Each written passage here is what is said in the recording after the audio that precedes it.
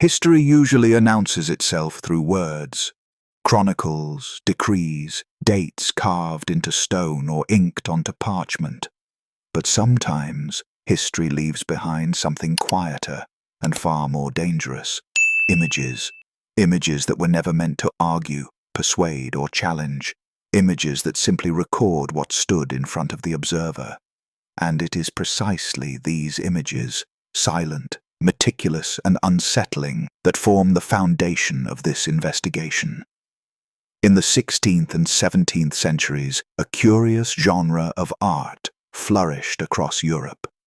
Painters and engravers began producing highly detailed scenes of vast ruined cities, crumbling arches, shattered domes, endless colonnades broken by time. These works are often dismissed today as romantic exaggerations, symbolic meditations on decay, or imaginative fantasies meant to evoke the fall of ancient empires. Yet this dismissal collapses under closer inspection. Because these artists did not paint myths, they painted environments.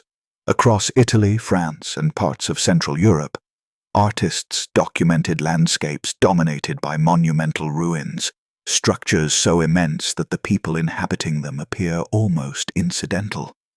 Peasants herd animals beneath arches tall enough to swallow modern buildings. Merchants sell vegetables in the shadows of ceilings that disappear into darkness. Shepherds rest against stone blocks larger than their homes. And strikingly, no one in these scenes behaves as though they are standing inside something extraordinary. There is no awe, no reverence, no ceremony, only familiarity.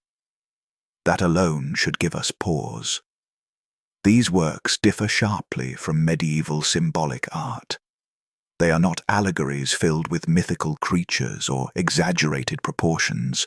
Instead, they are rendered with obsessive architectural accuracy. Perspective lines are mathematically consistent. Shadows fall according to fixed light sources. Stone blocks align with structural logic. Damage follows gravity, stress fractures, and collapse patterns recognizable to modern engineers. This matters because these artists lived at the exact moment when optical devices such as the camera obscura entered widespread use. While not photography, these tools allowed artists to project real scenes onto surfaces, trace outlines, and preserve proportions with unprecedented fidelity. The result was not imaginative grandeur, but near documentary realism. This precision appears consistently across multiple artists, regions, and decades. The ruins differ in style, layout, and environment, but the scale mismatch between humans and architecture does not. The proportions remain stable. The stonework remains complex. The damage appears natural, not theatrical. If these works were inventions, we would expect variety in exaggeration, symbolism, or fantasy motifs. Instead, we see uniform restraint. That suggests something uncomfortable. The artists were not inventing a ruined world. They were recording the one they lived in. Perhaps the most revealing element in these images is not the architecture, but the behavior of the people within it. The figures are not kings or scholars. They are farmers, herders, merchants, children. They wear simple clothing. They use basic tools. They live lives consistent with what history tells us about early modern Europe. And yet they occupy environments that appear radically incompatible with their technological capabilities. They do not build these structures. They do not repair them. They do not even seem to question them. They adapt. A collapsed amphitheater becomes pasture land. A fallen column becomes a bench. A vaulted chamber becomes shelter from rain. This is not how descendants behave toward the achievements of their ancestors. When societies inherit monumental architecture, they revere it, preserve it, mythologize it. Temples become sacred. Palaces become symbols of legitimacy.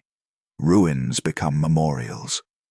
But in these paintings, the ruins are treated the way animals treat a forest, as terrain. This distinction is critical, because it suggests that the people in these images did not experience these structures as cultural inheritance, but as environmental fact. If we pause here and resist speculation, a simple conclusion emerges. By the 16th and 17th centuries, Europe contained vast, decaying architectural complexes that were too large for the populations using them, too advanced for the societies depicted, too damaged to be functional, too familiar to inspire awe. In other words, the world captured by these artists was already in a state of ruin long before modern industrialization, long before archaeology, and long before photography. This raises a fundamental problem.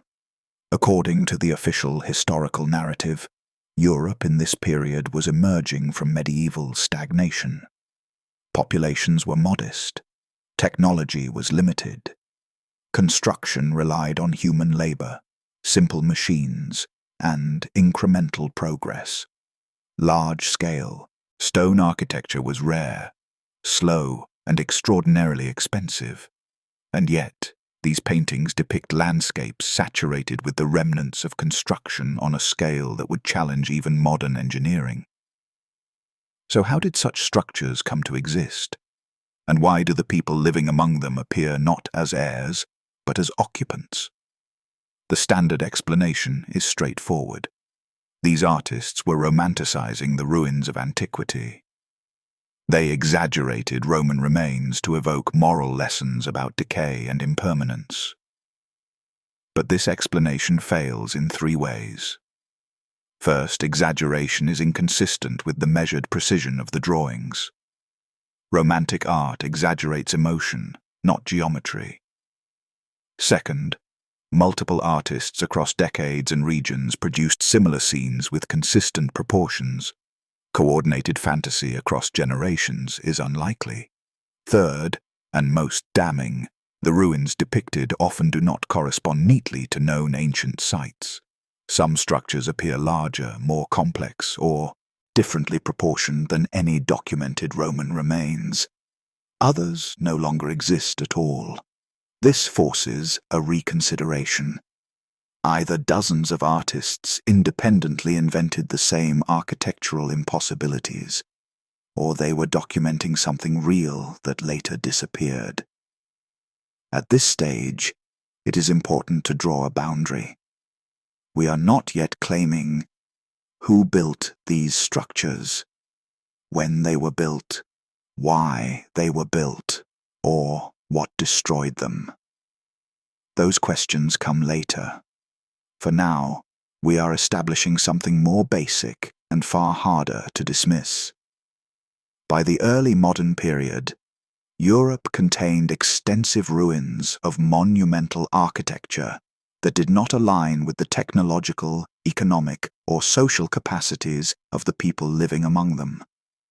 That is not speculation. That is what the images show. Written records can be edited, lost, or rewritten. Images are more stubborn. They preserve proportions even when interpretation changes. They record scale whether or not the observer understands it. These artists had no reason to fabricate impossibilities. They were not predicting future debates. They were not challenging timelines.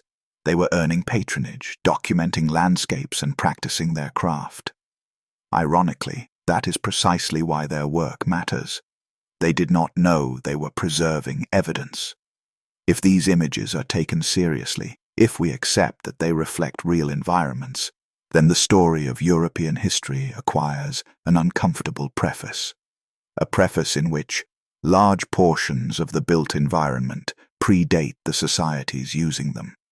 Destruction occurred before memory, and everyday life unfolded among remnants no one could explain. This does not yet tell us what happened, but it tells us something did happen. Something large enough to leave entire cities in ruin. Something recent enough that erosion had not erased the damage.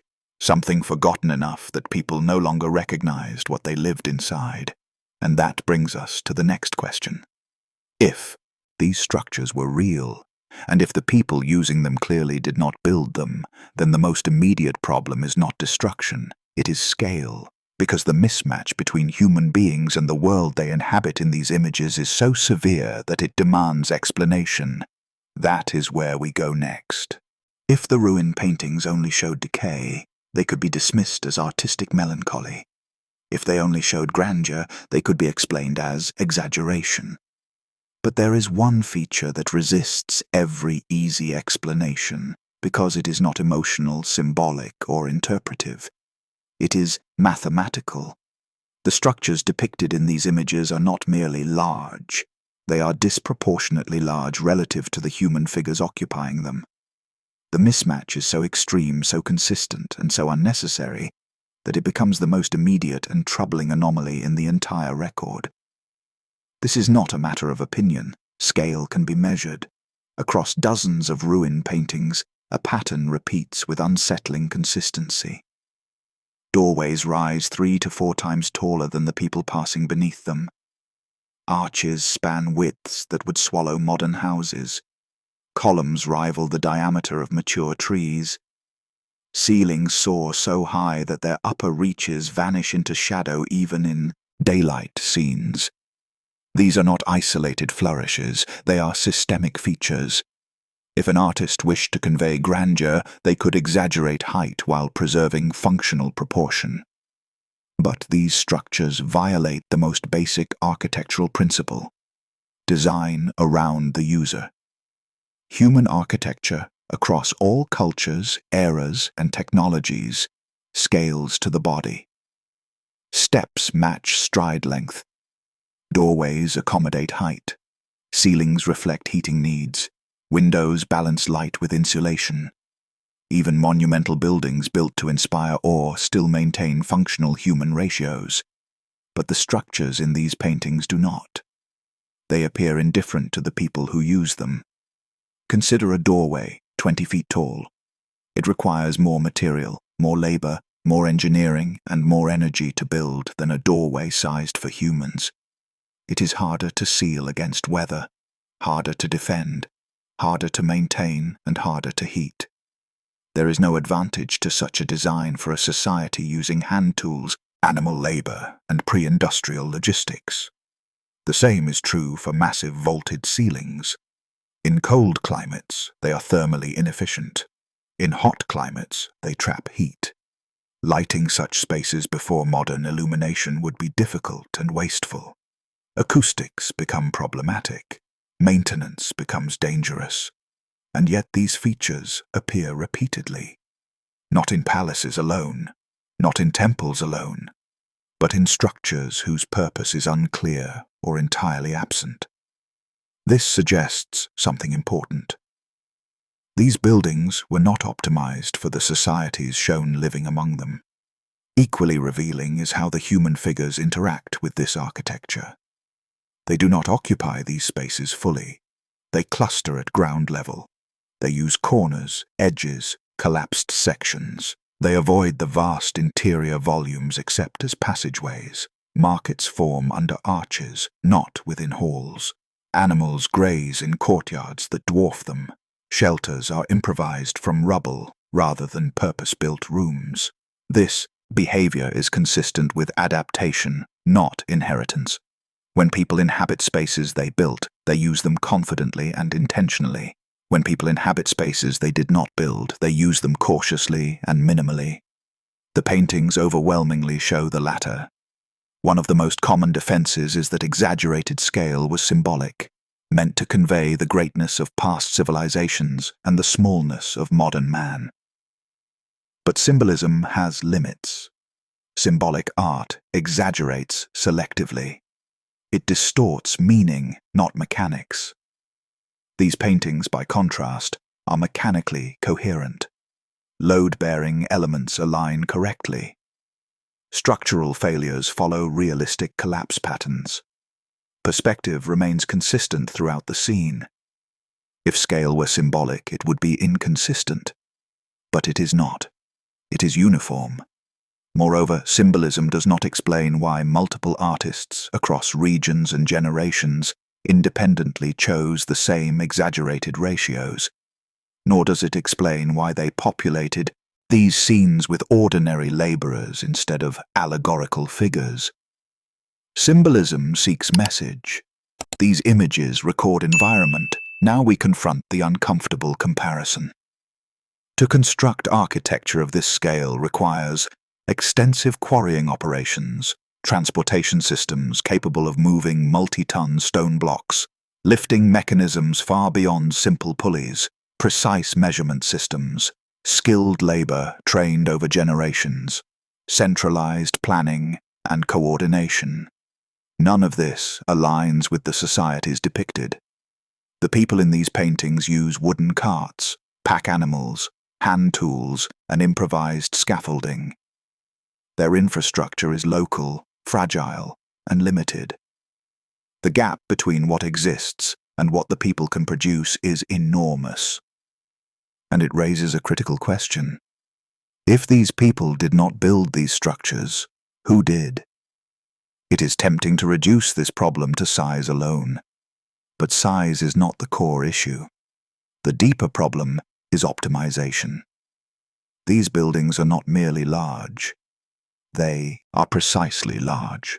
Their curves are mathematically consistent.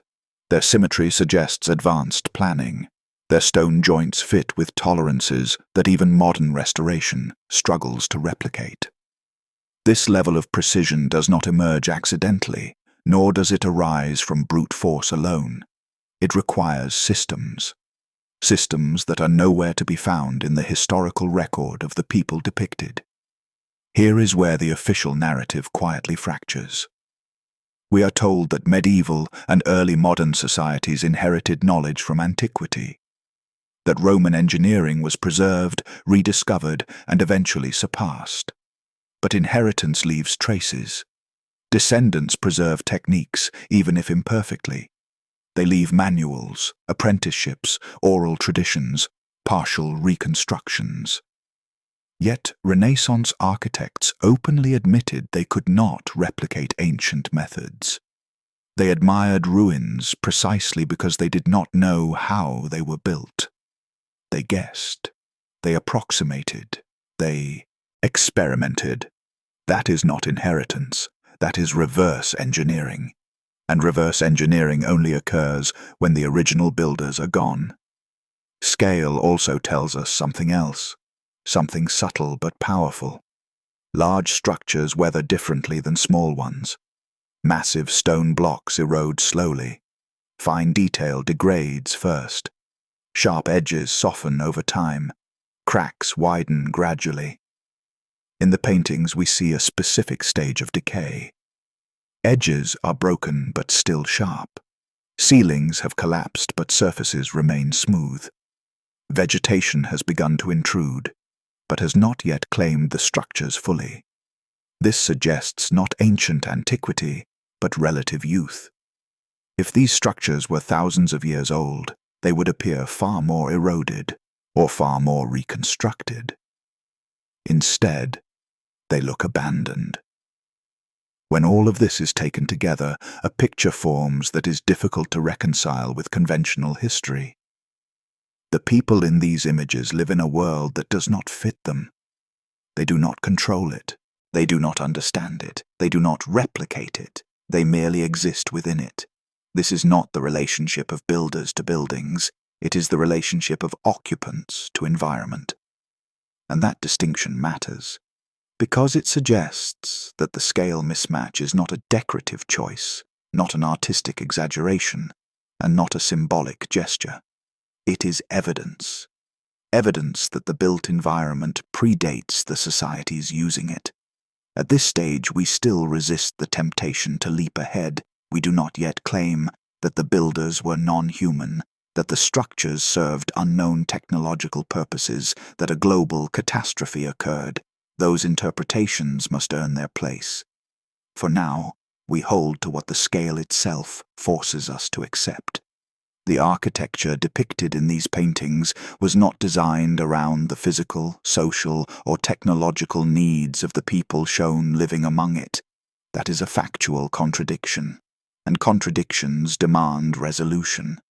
If the mismatch were isolated, it could be dismissed, but it is not. It appears again and again across geography and time, painted by different hands, observed from different angles, which leaves us with an unavoidable next step.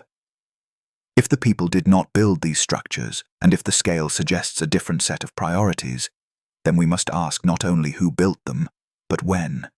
Because time leaves signatures, and when we begin comparing artistic records with geological reality, a new problem emerges, one that threatens the assigned ages of these ruins entirely.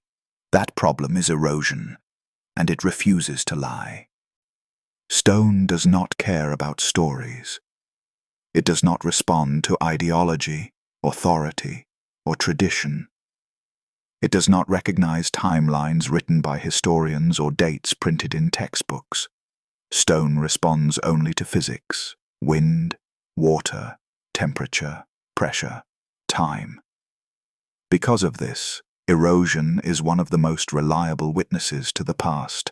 It leaves signatures that cannot be persuaded, reinterpreted, or argued into silence. And when we apply erosion to the ruins depicted in 16th and 17th century paintings, a problem emerges that cannot be dismissed with symbolism or artistic license. The problem is not that the ruins look old. The problem is that they do not look old enough. Across the ruin paintings, damage follows a strikingly consistent pattern. Vaults have collapsed inward rather than eroded downward. Cornices have fractured cleanly instead of dissolving into rounded forms.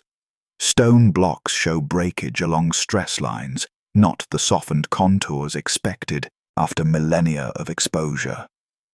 Decorative reliefs remain crisp in protected areas, while exposed sections show initial surface degradation. Vegetation appears cautiously. Grass grows at ground level. Small plants take root in cracks. Vines creep upward, but have not yet consumed the structures. Trees are present nearby, but rarely integrated into the ruins themselves. This is not the appearance of extreme antiquity. It is the appearance of abandonment. There is a difference.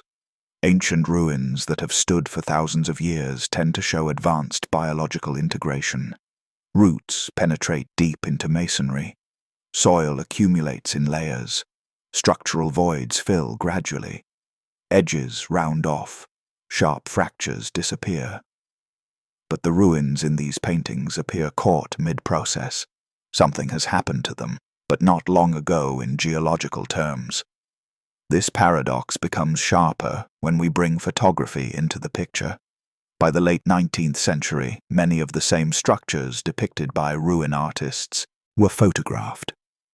These photographs allow us to track erosion across time in a way that earlier generations could not. And what they reveal is unsettling.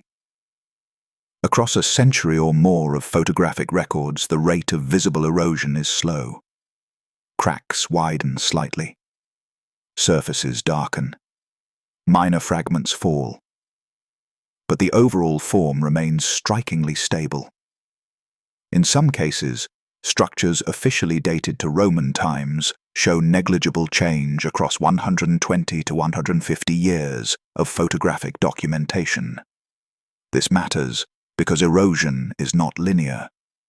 Early damage happens faster. Fresh breaks degrade rapidly. Over time, erosion slows as surfaces stabilize, which leads to the contradiction. If these ruins were already thousands of years old by the time ruin artists painted them, then by the 1600s they should have appeared far more degraded than they do. And if erosion since the 1600s has been relatively slow, as photography confirms, then the heavy damage shown in the paintings must have occurred shortly before they were made. In other words, the destruction appears recent relative to the paintings, not ancient. One common counter-argument is climate. Perhaps erosion was faster in the past. Perhaps rainfall, temperature variation, or atmospheric chemistry differed significantly. But this explanation does not hold up. First, There is no evidence of a sustained climate regime capable of accelerating stone erosion across Europe by an order of magnitude without leaving broader geological markers. Second, even extreme climates leave characteristic signatures: chemical weathering, biological overgrowth, soil stratification. These are not present in the paintings. Third, climate-based erosion would affect all structures equally.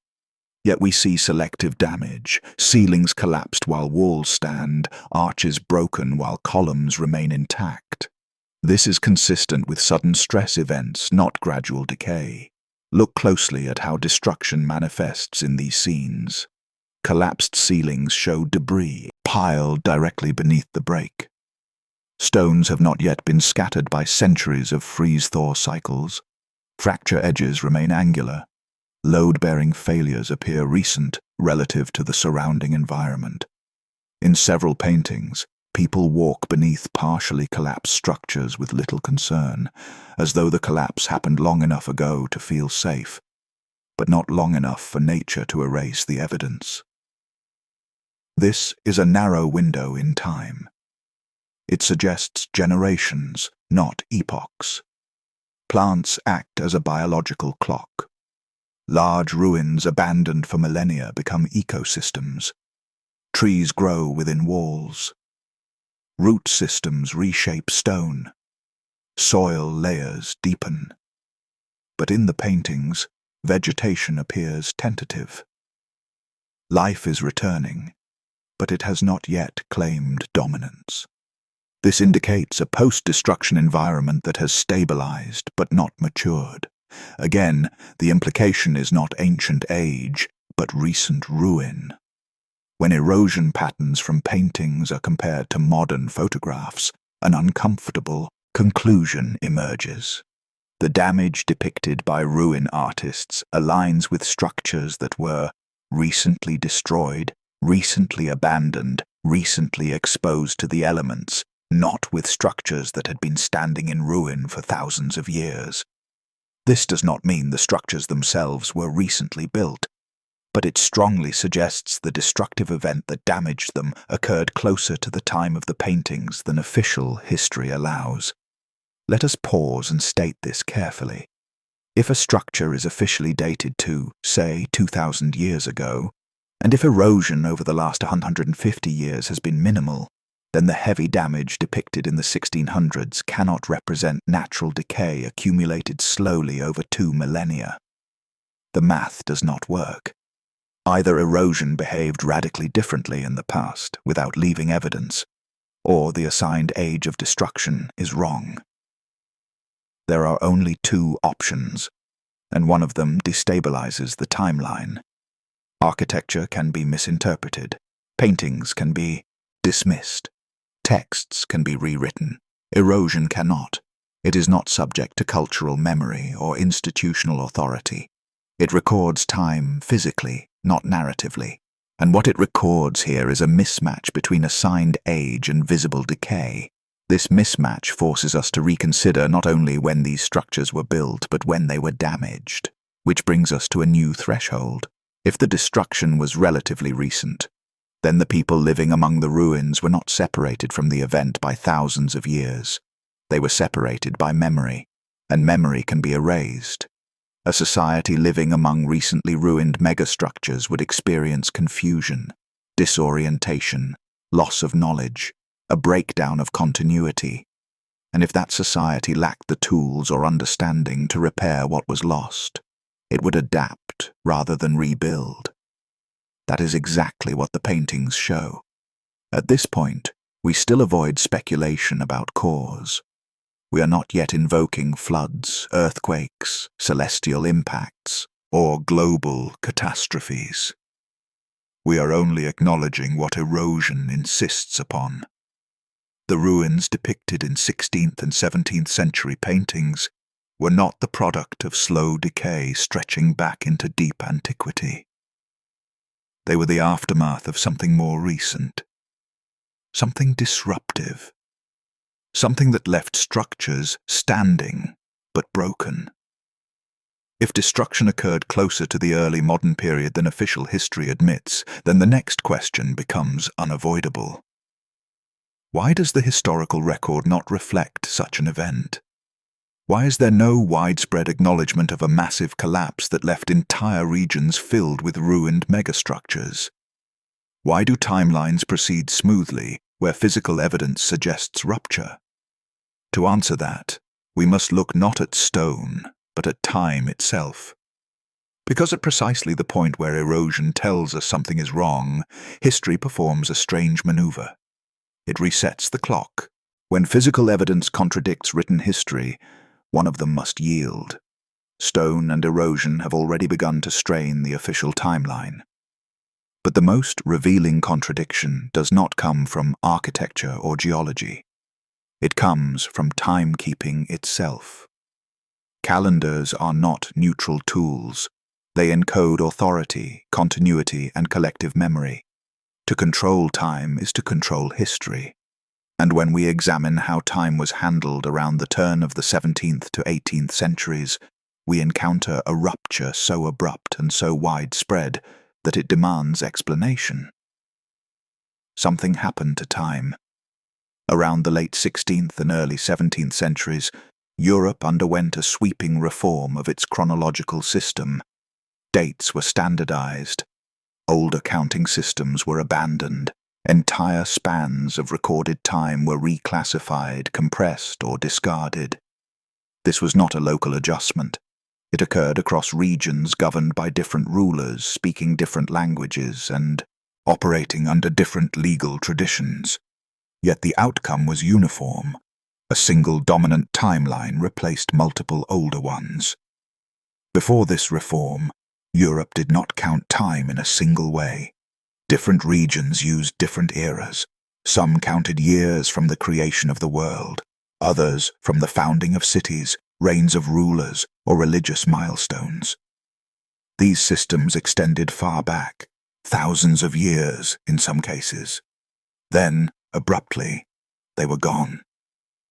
A new timeline emerged, clean, linear, and remarkably confident. What is often described as a calendar reform did more than adjust dates by a few days.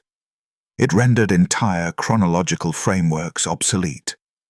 Records that once placed the world at over 7,000 years old were sidelined.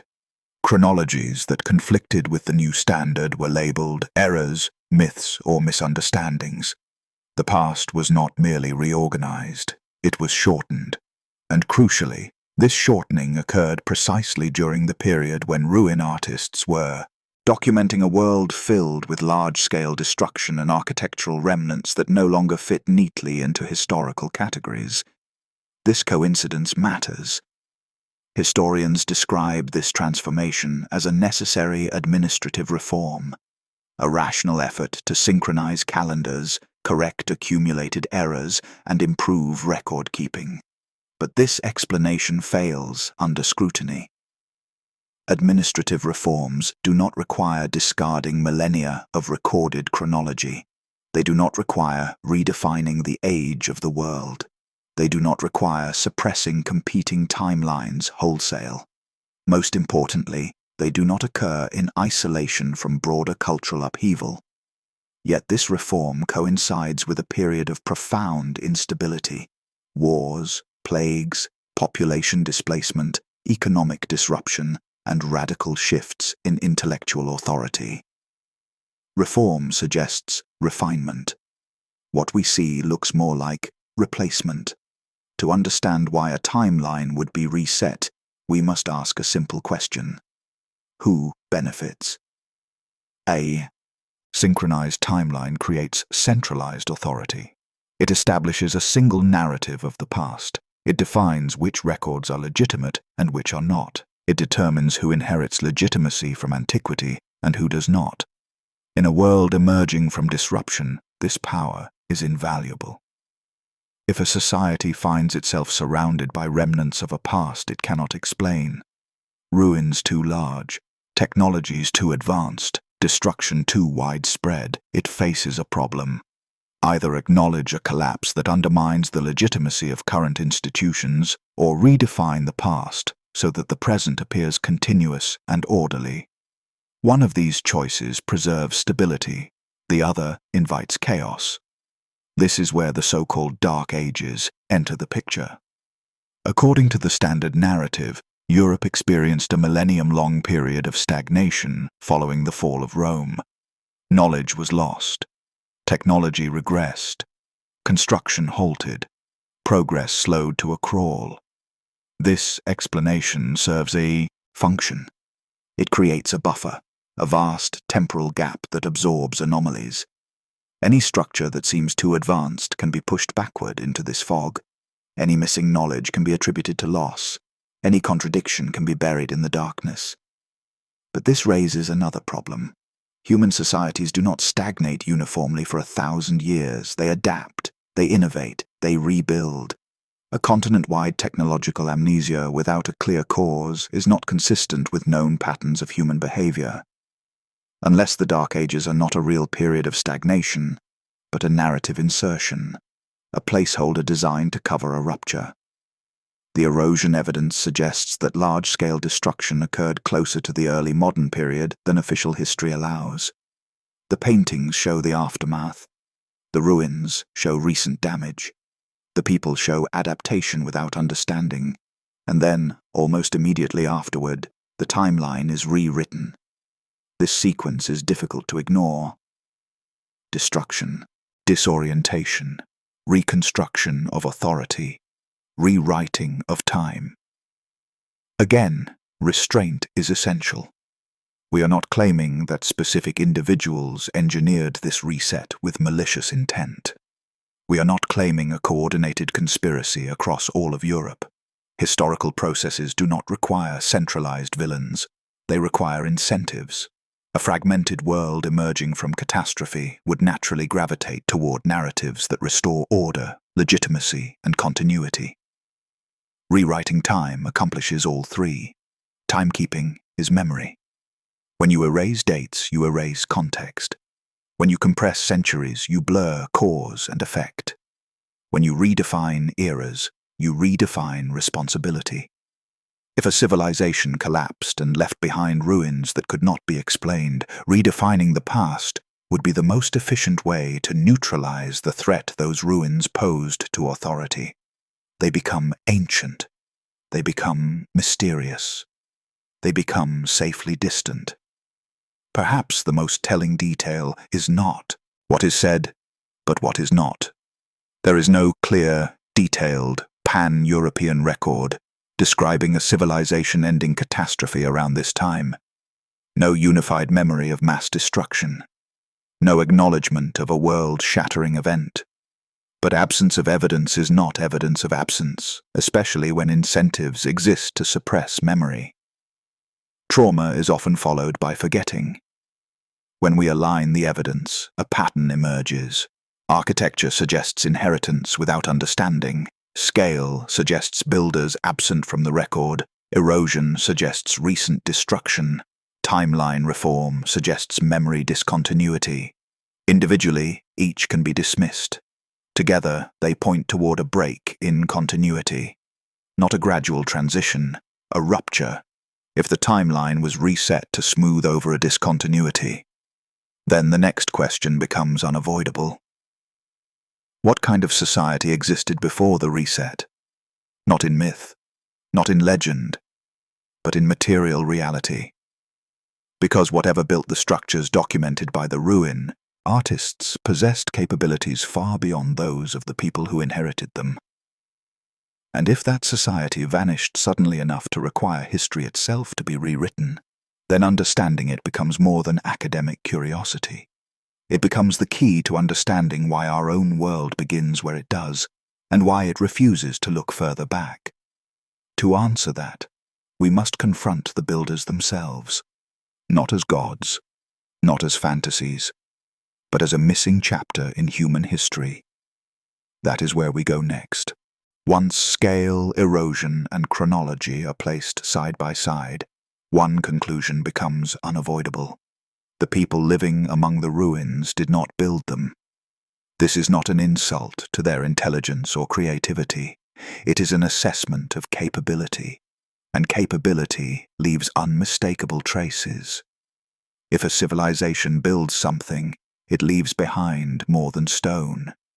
It leaves tools, methods, training systems, institutional memory, and transitional stages of development. It leaves mistakes, experiments, partial failures, and incremental improvements. It leaves a learning curve. The ruins depicted in early modern paintings sit atop none of that. They appear fully formed and already broken. In archaeology, monumental construction rarely appears suddenly. Even the most impressive ancient projects are preceded by simpler versions, smaller structures, rougher techniques, experimental forms. Knowledge accumulates, styles evolve, tools improve. But the architectural remnants shown in the ruin paintings do not sit at the end of a visible progression. They appear as finished products with no surviving ancestors. There are no smaller prototypes of these colossal vaults, no primitive iterations of these arches, no gradual scaling up visible in the record. Instead, we see a stark contrast. Extremely advanced structures, followed by societies incapable of reproducing them. This is not how inheritance works. By the Renaissance, European scholars and architects were obsessed with ruins. They measured them, studied them, sketched them, wrote about them with reverence. And yet, they openly admitted their ignorance. They could describe proportions but not methods. They could copy forms but not processes. They could admire outcomes but not replicate techniques. This is a critical distinction. If these ruins were built by direct ancestors of Renaissance societies, the knowledge gap should not have been so absolute. Even degraded traditions leave fragments. Even lost arts survive in guild practices or oral instruction, but instead, Renaissance builders treated the ruins as enigmas. They were not continuing a tradition, they were staring at its remains. Let us be precise about what would have been required to build the structures depicted. Large-scale quarrying of hard stone requires advanced cutting techniques, not simple chisels. Transporting multi-ton blocks demands infrastructure, roads, sleds, rollers, cranes, or technologies beyond documented medieval practice. Lifting and placing such blocks requires coordination, mechanical advantage, and precise planning. Even today, restoring such structures is slow, expensive, and dangerous. Yet the societies depicted in the paintings lack evidence of industrial-scale quarry operations, standardized lifting equipment, engineering institutions, training systems for large-scale stone construction. Instead, they rely on localized labor and rudimentary tools. This mismatch is not minor. It is absolute. One of the strongest indicators of a missing civilization is the absence of transitional knowledge. When Rome fell, Roman techniques did not vanish overnight. Roads decayed but remained. Latin evolved but persisted. Construction methods were simplified but remembered. By contrast, the techniques required to produce the megastructures seen in the paintings appear to have vanished completely. No manuals, no schools, no apprenticeship chains, no partial reconstructions. Even centuries later, builders still struggled to explain how such structures were made. This is not decline. It is loss. When a society encounters technology it did not create, it attempts to reverse engineer it. That is exactly what happened. Early modern engineers measured ruins obsessively. They argued about proportions, they guessed at methods, they experimented unsuccessfully. Reverse engineering is not an act of inheritance, it is an act of encounter. It implies that the original builders were absent. Common fallback explanation is Rome. Rome is credited with nearly every unexplained structure in Europe. When a ruin resists classification, it is labeled Roman by default. But this explanation collapses under scrutiny. First, Roman construction techniques are well documented.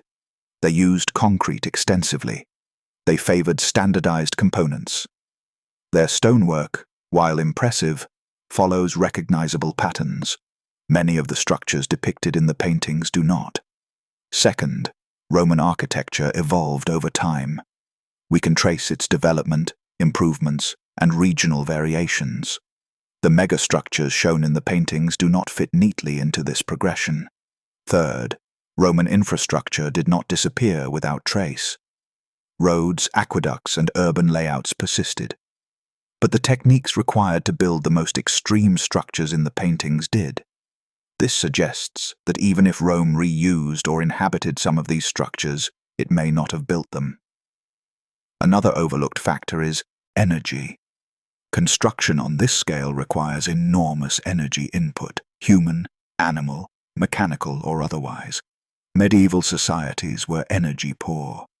Their productivity was constrained by muscle power and simple machines.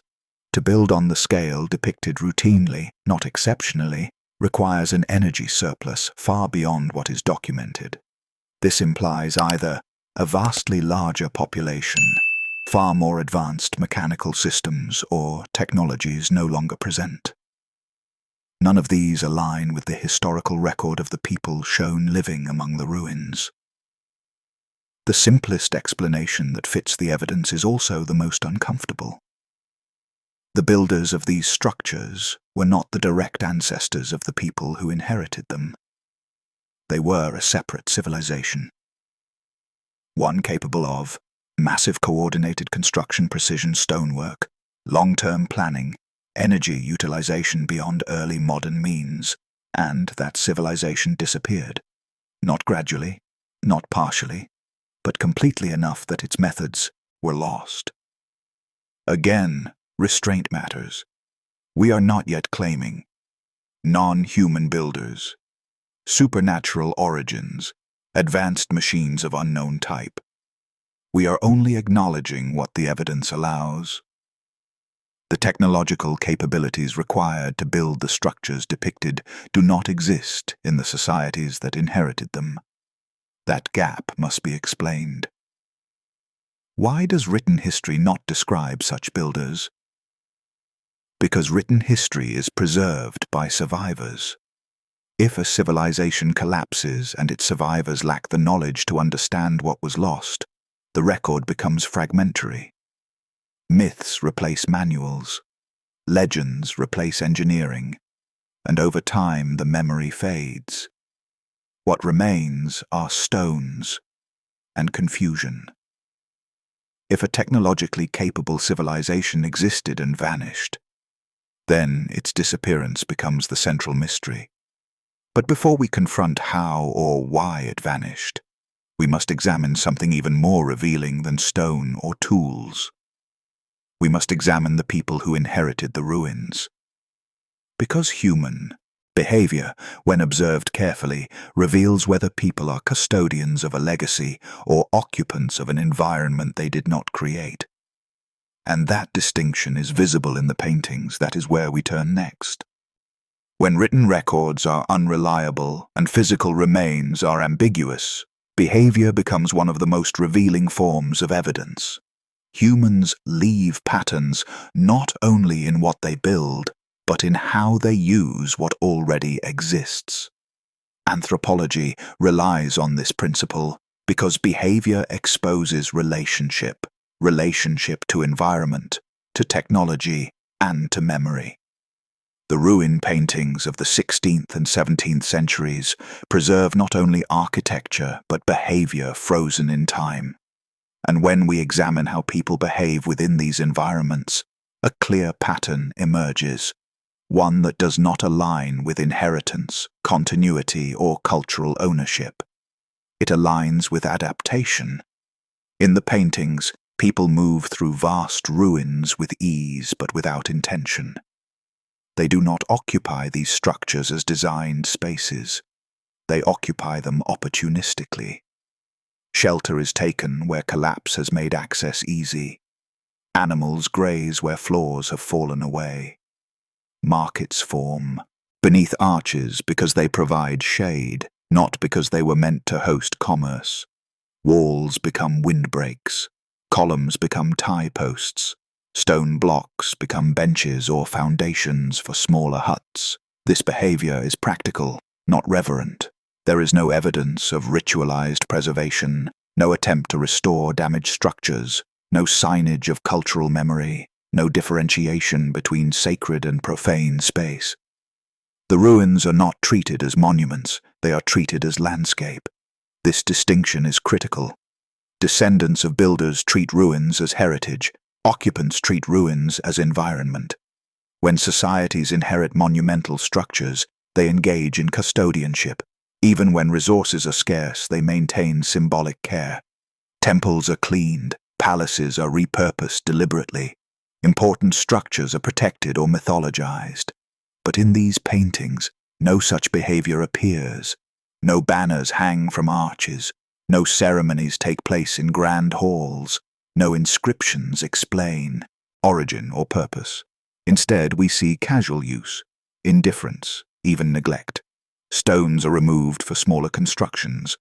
Rubble is reused. Structural integrity is compromised further by daily activity.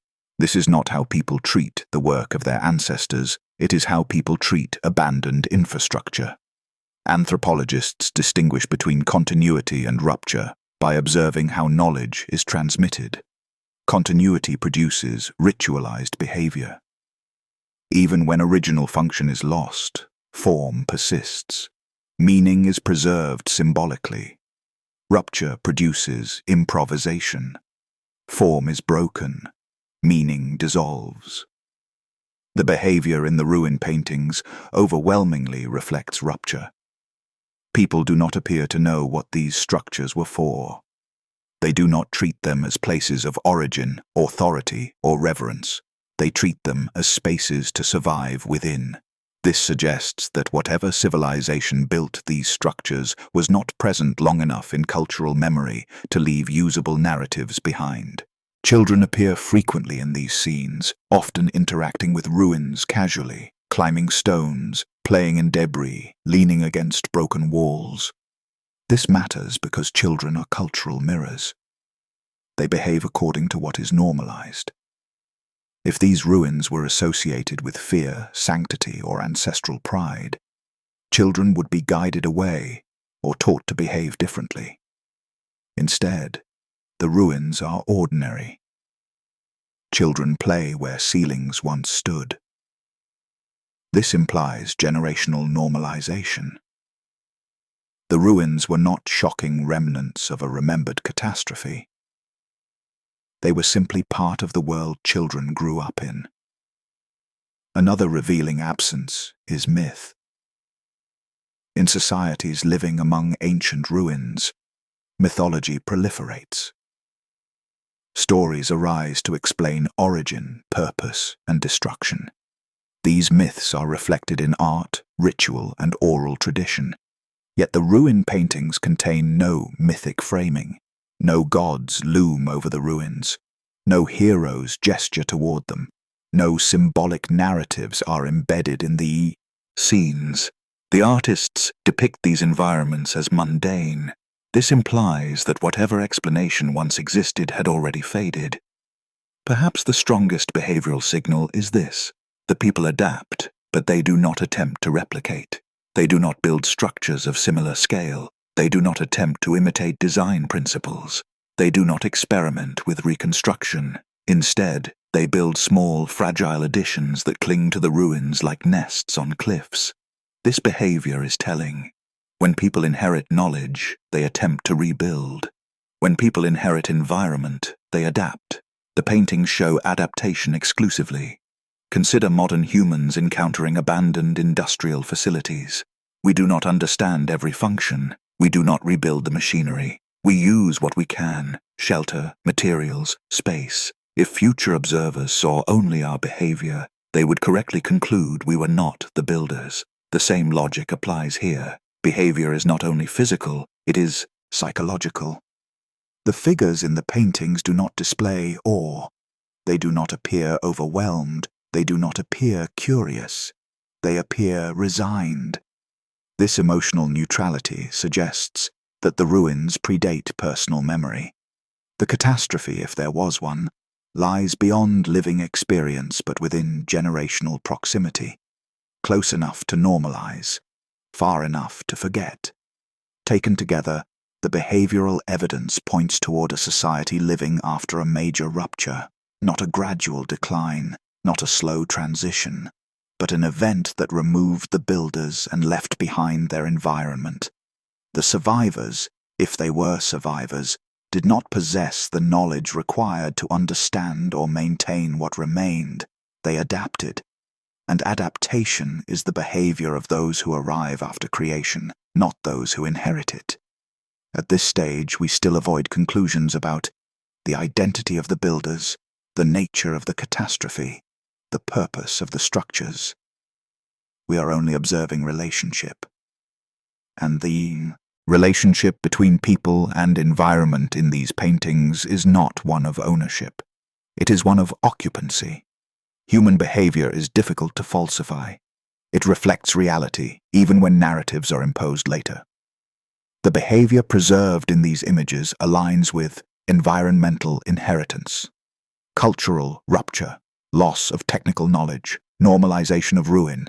It does not align with continuity, ancestral pride, technological inheritance. This is not speculation. It is pattern recognition. If people lived among these structures as occupants rather than heirs, then the structures themselves may contain clues about their original purpose, not as homes, not as temples, but as components of a system. To explore that possibility, we must examine the anomalies embedded within the ruins themselves, objects, proportions, and features that do not fit conventional explanations. These are not large enough to dominate paintings, but they are precise enough to be noticed, and once noticed, they are impossible to ignore. Up to this point, the argument has rested on scale, erosion, chronology, and behavior. Each of these points suggests a discontinuity between the people depicted in the ruin paintings and the structures they inhabit. But there is another layer of evidence, one quieter and easier to overlook, that deepens the problem. It is not the ruins themselves. It is what lies within them. Scattered throughout these paintings are details that resist classification. They are not large enough to dominate the scene, but they are rendered with care and consistency. They appear repeatedly across different artists, regions, and decades, and they do not fit comfortably within the technological vocabulary of early modern Europe. These details are what we can call technological residue, features that appear functional rather than decorative, purposeful rather than symbolic, yet disconnected from any known system the depicted societies could understand or reproduce. In many ruin paintings, one can find elements that are clearly artificial but strangely ambiguous. Hollow cylindrical forms embedded in walls or lying partially exposed. Grooved stone channels running along floors and walls with no obvious drainage function. Metal fixtures bolted into masonry, shaped in ways inconsistent with medieval hardware. Large copper or bronze tubes resting among debris, sometimes repurposed as crude weapons or supports. These objects are not highlighted. They are not framed dramatically. They are simply there. And that is precisely why they matter. Artists emphasize what is unusual. They decorate what is symbolic. But they depict ordinary objects plainly. The neutrality with which these elements are painted suggests that, to the artists, they were part of the environment, not inventions, not fantasies, not allegories. Remnants. Unlike purely decorative architecture, these features exhibit signs of utility. Grooves follow consistent paths rather than aesthetic patterns. Tubes maintain uniform diameter and thickness. Fixtures are placed where mechanical stress would be expected, not where decoration would be pleasing. Importantly, these elements often appear damaged or disconnected, as though part of a larger system no longer intact. This is a critical point. Decorations survive intact or are intentionally removed. Systems break. What we see in these paintings looks less like ornamentation and more like infrastructure. Another recurring theme is repurposing. Metal tubes become cannons. Stone channels become walkways. Large slabs become foundations for smaller, simpler structures. Complex elements are stripped of their original context and used for whatever function seems obvious or convenient. This behavior mirrors what happens when a society encounters technology it does not understand. It does not preserve function, it preserves utility. A strong metal tube becomes a weapon, a smooth stone surface becomes a floor, a cavity becomes storage. Original purpose is irrelevant if it cannot be comprehended. The canon explanation deserves special scrutiny. Early artillery existed in the early modern period, but its construction followed specific constraints: wall thickness, chamber design, mounting requirements.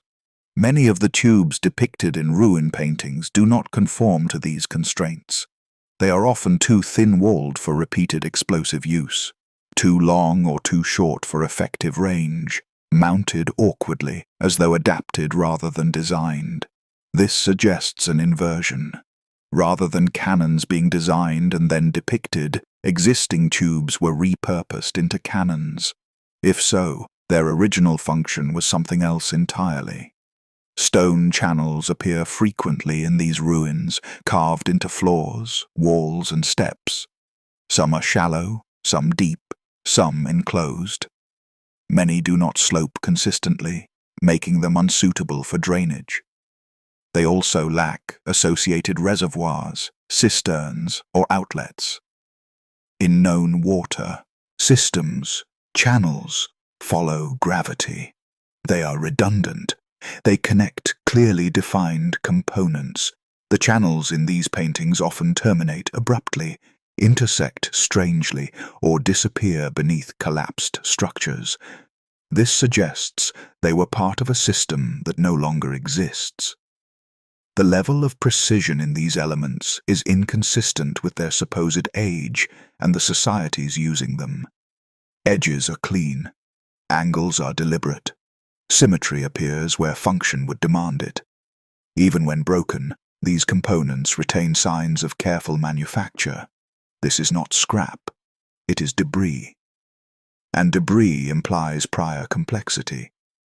One might expect such anomalous features to attract commentary from contemporary scholars, yet written sources from the period are largely silent. When ruins are described, focus remains on grandeur, antiquity, or moral symbolism. The functional oddities embedded within them are rarely addressed. This silence is telling. People do not write extensively about what they do, not understand if they lack a framework to interpret it. They ignore it, they normalize it, and that normalization appears visually in the paintings. The most striking aspect of these features is that they rarely appear complete. We see fragments, not wholes. This suggests systemic destruction rather than piecemeal construction. A functioning system dismantled by force or time, leaving behind components no longer connected. This aligns with earlier evidence. Recent destruction, behavioral adaptation. Loss of knowledge, timeline rupture. Each reinforces the others. Again, caution matters. We are not claiming these features were energy systems, communication devices, or machines of a specific type. We are not assigning function without sufficient evidence. We are only stating what can be supported. These features are difficult to explain as decorative, symbolic, or incidental. They appear engineered, they appear consistent, they appear broken, and the people living among them do not appear to understand them. Technological residue is dangerous to historical narratives because it does not fit cleanly into categories. It is too functional to be myth, too precise to be fantasy, too unexplained to be comfortably ignored. It forces historians into vague language, ritual, symbolic, unknown purpose, to terms that signal uncertainty rather than explanation, and uncertainty accumulates. At this stage, the evidence forms a coherent trajectory. The ruins are too large, the erosion is too recent, the timeline is unstable, the builders are missing, the behavior suggests adaptation, the features suggest lost systems. Individually, these anomalies might be survivable. Together, they demand a model that accounts for all of them at once. That model cannot be a slow, linear progression of civilization. It must involve interruption. If technological systems existed and were destroyed, then the period that follows their loss would not be one of ignorance, but of confusion. A world where infrastructure remains, but instruction is gone. History names such a period. It calls it the Dark Ages. But what if that name is not a description, but a disguise? What if the darkness was not a lack of civilization, but a lack of memory? To explore that possibility, we must examine the Dark Ages themselves, not as a given, but as a construct. That is where we go next. Few phrases in historical discourse carry as much quiet authority as the Dark Ages. It evokes an image of ignorance, stagnation, and cultural regression. A long night between the fall of Rome and the dawn of the Renaissance. For generations, this idea has served as a convenient bridge, connecting antiquity to modernity while explaining away nearly every contradiction that arises in between. But convenience is not evidence. When examined carefully, the Dark Ages function less like a documented historical period and more like a conceptual buffer, a narrative space designed to absorb anomalies that do not fit the official timeline. And when placed alongside the evidence we have already examined, that buffer begins to look less like history and more like camouflage. According to the standard narrative, Europe experienced nearly 1,000 years of limited technological, architectural, and institutional progress. Knowledge was lost, construction regressed, complex systems disappeared, societies survived but did not meaningfully advance. This claim alone is extraordinary. Human societies do not remain static for a millennium without cause. Even under extreme hardship, populations innovate, adapt, and rebuild. Wars destroy cities, but they also produce new technologies. Plagues reduce populations, but they reorganize labor and social structures. Empires fall, but regional powers rise. A continent-wide stagnation lasting centuries requires explanation, not assumption. History provides numerous examples of collapse: the Bronze Age collapse, the fall of Rome, the disintegration of the Maya city-states. In each case, decline was uneven. Some regions regressed while others advanced. New political forms emerged. Technologies were repurposed. Knowledge fragmented but did not vanish wholesale. What we do not see is total amnesia. Skills persist. Techniques survive. Traditions adapt. Yet the Dark Ages are characterized not merely by regression, but by disappearance, of engineering knowledge, of large-scale construction capability, of institutional continuity. This kind of disappearance is rare, unless something more abrupt occurred. The Dark Ages are often invoked when evidence resists explanation. Why do we see monumental ruins that no medieval society could build? They were built earlier, and the knowledge was lost. Why does the architecture appear advanced beyond its supposed time? Ancient people were more capable than we assume. Why is there no clear developmental pathway? The records are missing. Each answer defers explanation into the same shadowed space. The Dark Ages become a void into which contradictions are pushed. Another feature of the Dark Ages is temporal compression. Events spanning centuries are summarized vaguely.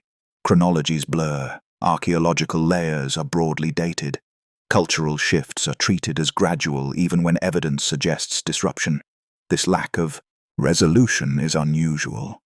In periods with abundant evidence, historians argue fiercely over decades. In the Dark Ages, centuries pass quietly. That silence is itself suspicious. If the Dark Ages truly represented a long stagnation, then we would expect architecture from the period to reflect incremental recovery. Instead, we see something else.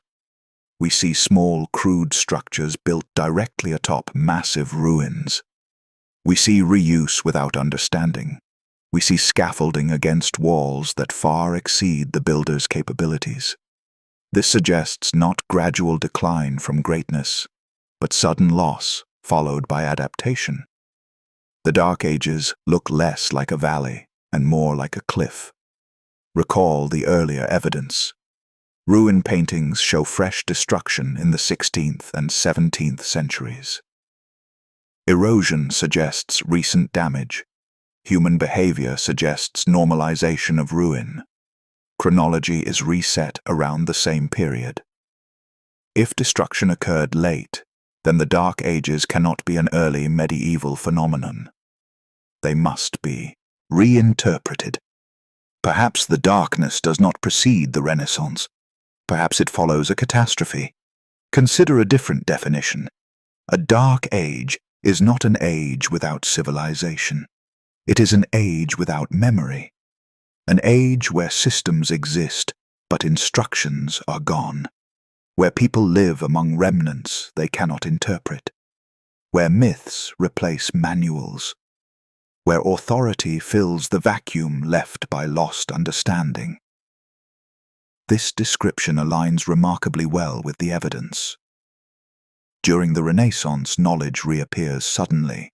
Mathematics, astronomy, anatomy, and engineering surge forward. Institutions form rapidly. Precision returns. Artistic realism explodes. This is often described as rediscovery. But rediscovery implies recovery of something known. What if it was reinterpretation instead? What if Renaissance thinkers were not reclaiming ancient wisdom, but attempting to understand fragments of a world they inherited? Reverse engineering, not rebirth. Seen through this lens, the Dark Ages serve a purpose. They explain why knowledge is missing without explaining how it was lost. They allow a clean break between ancient greatness and modern progress. They justify why people lived among ruins they could not replicate. They protect the timeline. But protection is not proof. We are not denying hardship, conflict, or regression in medieval Europe. Nor are we claiming a single, uniform event erased all knowledge. We are questioning the scale and nature of the darkness. Was it truly a 1,000-year stagnation, or was it a shorter, more intense rupture that later narratives stretched to fill the gap? When we align all the evidence, a pattern becomes visible, a built environment far beyond later capabilities. Sudden destruction visible in early modern art, loss of technical knowledge, behavioral adaptation rather than inheritance. A chronological reset. A long, vague, dark period inserted into the timeline. This pattern does not describe gradual decline, it describes interruption. If the Dark Ages function as a narrative patch, covering a rupture rather than describing a process, then the next step is unavoidable. We must ask what kind of civilization existed before the interruption, not in mythological terms, not as gods or giants, but as a material society whose disappearance reshaped history. And we must ask this question carefully, because once we attempt to describe that civilization, the line between history and speculation becomes dangerously thin. That is where restraint matters most. That is where we turn next. Up to this point, we have resisted naming what the evidence suggests. That restraint has been deliberate. History does not collapse because of bold ideas. It collapses when quiet contradictions accumulate to the point where the old framework can no longer contain them. We have now reached that point. What follows is not a declaration of truth. but a working hypothesis. It does not claim certainty. It does not demand belief. It simply attempts to explain all of the evidence at once, without dismissing any of it. And that alone sets it apart from the official narrative. Let us restate what we know, stripped of interpretation. Early modern paintings depict vast, ruined architectural environments. These environments are rendered with architectural precision. The scale is incompatible with the societies inhabiting them. The people shown behave as occupants, not heirs. They adapt to ruins rather than preserve or replicate them. There is no visible cultural continuity with the builders. Erosion patterns suggest relatively recent destruction. Damage appears advanced but not ancient. Comparison with later photography shows erosion progressing slowly. Technological features appear without clear explanation. Channels, conduits, and metallic elements suggest broken systems. These features are repurposed rather than understood. The historical timeline fractures around the same period chronology is reset. Competing dating systems disappear. A long, dark age absorbs contradictions. Taken together, these points describe not gradual evolution, but discontinuity. The smallest hypothesis that accommodates all of this evidence is the following.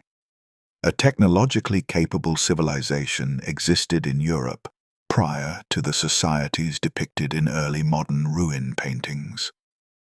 This civilization constructed large-scale, highly engineered structures. It experienced a sudden collapse or destruction event. The people who came after inherited the built environment, without the knowledge required to understand, maintain, or replicate it. Over time, history was reorganized to smooth over this rupture.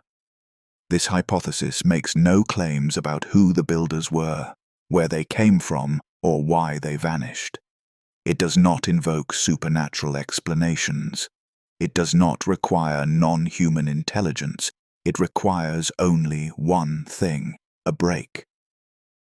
The official model assumes continuity: ancient, medieval, modern. But continuity cannot explain why knowledge vanished completely, why scale exceeds capability, why erosion suggests recent damage, why behavior reflects adaptation, why time itself was reset. To preserve continuity, historians must introduce increasingly complex exceptions. The hypothesis above reduces complexity. It replaces dozens of ad hoc explanations with a single structural event. At this stage, many interpretations fail because they rush ahead.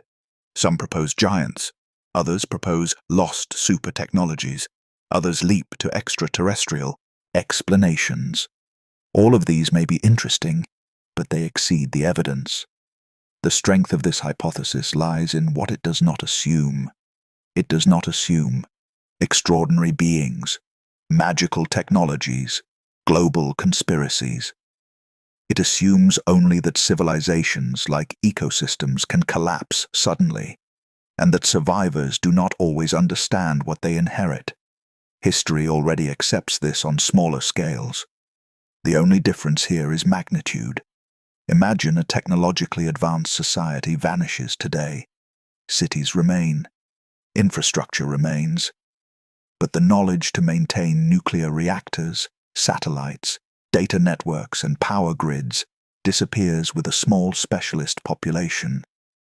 Within decades, systems fail, cities decay, survivors adapt to ruins, knowledge fragments into myth. Centuries later, future inhabitants might believe those cities were built by a mythical civilization far older than themselves, not because they were ancient, but because memory was broken. This thought experiment does not require fantasy. It requires only time and loss. The resistance to this idea is not scientific. It is psychological. If accepted, this hypothesis destabilizes the narrative of linear progress. It suggests that modern humanity is not the inevitable pinnacle of history, but a phase after collapse. It reframes civilization not as ascent, but as recovery, and that challenges identity. Critics will ask, where are the records? But absence of records is not neutral. Records survive only when institutions survive. When writing systems collapse, history becomes archaeology. When archaeology is misdated, memory dissolves. The ruins exist. The images exist. The timeline gaps exist. What is missing is explanation. This hypothesis does not claim that the missing civilization was perfect, benevolent, or superior in every way, only that it possessed capabilities that were lost. It treats the past not as legend, but as layered reality. Some layers endure, others vanish. One final constraint sharpens the hypothesis further. The destruction appears recent enough to be depicted accurately in the 16th and 17th centuries, yet distant enough to have lost cultural explanation. That places it in a narrow window, close to memory, far from understanding. That is exactly the kind of event that history struggles to record. It explains the ruins, the behavior, the erosion, the missing builders, the timeline reset, the dark age, ambiguity.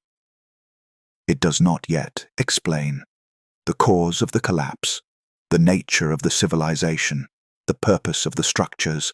Those questions remain open, and they must remain open until evidence justifies narrowing them. At this point, the investigation crosses a boundary. Everything up to now has been observational and inferential. What comes next involves stakes. Because if this hypothesis is even partially correct, then history is not merely mistaken, it is curated, which raises a final, unavoidable question. Why? Why would a rupture of this magnitude be smoothed over rather than confronted? Why would the past be reorganized instead of remembered? And why does the official narrative begin so confidently after the point where the evidence suggests collapse? To answer that, we must look not at the past, but at power. And that is where this investigation reaches its most consequential phase. At this point, the question is no longer whether the evidence points to a rupture in history. That case has already been made. The more difficult and more dangerous question is why such a rupture would be concealed, softened, or reframed. Because history is not erased by accident. It is edited by necessity. Every civilization depends on a story about where it came from. That story justifies who holds power, who inherits legitimacy, and whose knowledge matters. Kings rule because of lineage. Institutions rule because of continuity. Nations rule because of origin myths. If continuity breaks, authority fractures. A civilization that emerges after collapse faces a dilemma: admit discontinuity or manufacture inheritance. The former invites instability. The latter creates order. If a technologically capable civilization collapsed and left behind monumental infrastructure that survivors could not replicate, then the survivors would face an existential contradiction. They would live among evidence of superiority they could not explain. That is not a stable foundation for authority. To rule effectively, leaders must appear as heirs, not squatters, and so the past must be reshaped. Viewed through this lens, the timeline reset is no longer puzzling. It is functional. By redefining chronology, the past becomes safely distant. Structures that appear too advanced are reassigned to deep antiquity. Knowledge gaps are absorbed into a vague, dark age. Builders become anonymous ancients. Ruins become symbolic. The rupture disappears. What remains is a smooth story of gradual ascent. This is not unique to Europe. After every major collapse in history, survivors reconstruct narratives to stabilize the present. Empires erase predecessors. Religions absorb rival traditions. New calendars replace old ones. Memory is sacrificed for cohesion. Truth becomes secondary to order. Despite this, the ruins remain. Stone is stubborn. It cannot be rewritten as easily as text. It must be reinterpreted instead. That is why ruins are labeled mysterious, symbolic, or inexplicable rather than threatening. Mystery neutralizes danger. The ruin artists were never meant to preserve evidence. They were documenting scenery, not history, and that is why their work is so disruptive. They captured the world before interpretation hardened, before archaeology categorized, before chronology stabilized, before history settled into doctrine. Their paintings are snapshots of ambiguity. Forgetting does not require malice, it requires convenience. Over generations, explanations that simplify survive. Complex truths fade. The past becomes story rather than investigation. Eventually, even questioning feels unnatural. That is the true power of a curated past. If our civilization is built atop the remains of a forgotten one, then progress is not linear. It is cyclical. Rise, collapse, reinterpretation, rebuilding. This does not diminish humanity. It humbles it. We live in a world that assumes permanence, permanent systems, permanent progress, permanent knowledge. But the ruins tell a different story. They warn that complexity can vanish, that knowledge can fracture, that continuity is fragile, and that future civilizations may one day walk through our cities the same way peasants walked through those ruins, using what they can, forgetting the rest. This investigation does not end with an answer. It ends with responsibility. If the past was curated once, it can be curated again. If history was smoothed to preserve order, it can be questioned to restore understanding. The ruins are not relics. They are reminders. Reminders that civilization is not guaranteed, that memory is not automatic, that truth survives only if pursued. The question is no longer what happened. The question is, what kind of future do we build if we refuse to examine the fractures beneath our feet?